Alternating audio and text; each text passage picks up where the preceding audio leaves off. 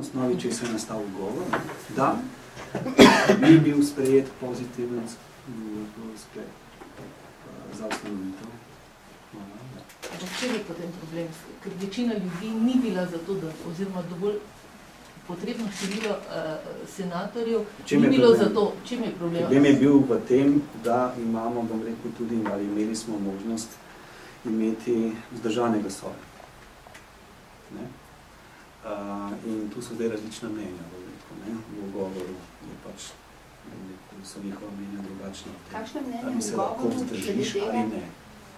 Da se ne moreš vzdržati, da si lahko samo vzal ali ne. Se pravi, ni bil problem, da ni problem torej v tem, ali je bilo zadostno število za sklep, problem je bil v tem, da je bilo sploh da so bili sploh dopustni vzdržani glasovi, ki pa ne bi spremenili poteka stvari. Dejstvo je to. Za sprejetje sklepa takšnega ali drugačnega je potrebno 5 glasov. Za ali pa 5 proti. Teh 5 glasov ni bilo izglasovanih. V dobeno smer, ne? Ne. Ampak ali ni pomembno samo to, da jih ni bilo 5 za? Je to premalo? Ne, ker članov senata je več kot 5. Ni problem v tem. Članov senata je 9, tudi če je nepopoln senat. Ni tako, da velja, da je sprejet predlog, če zanj glasuje več kot polovica članov, v tem primeru 5. In oni niso imeli 5 glasov. In zdaj oni so šli pa na to, da ni zavrnjeno, ker ni 5 glasovalo proti. Kar pa je nonsens. To so, bom rekel, zdaj pravne zadeve. Jaz se v njih ne razumem, niti nisem strokovnjak za njih. Seveda bom rekel, tako pa ima zdaj pritožbeni organ, kot je naslednji stopnja in svet, možnost o tem ponovno. Jaz ne vem, ampak v tem pritožbenem organu svetu je kar veliko članov iz vrst teh, na katere se nanaša na ta pritožba. Mislim, sedijo v svetu.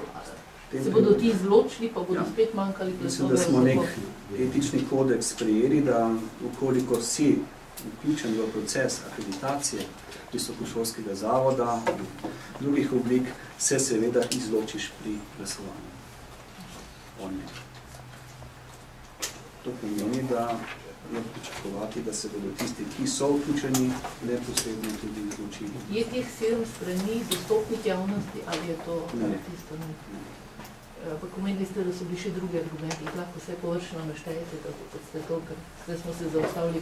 To je, bom rekel, pravni jezik, ker je, bom rekel, zelo natančno napisano z njihovimi razlagami, bom rekel, kaj vse je narobe. Eno izmed njih je tudi ta, ali potrebujejo ekspertno komisijo pri preoblikovanju, bom rekel, v neko drugo obliko zavoda, da ali ne.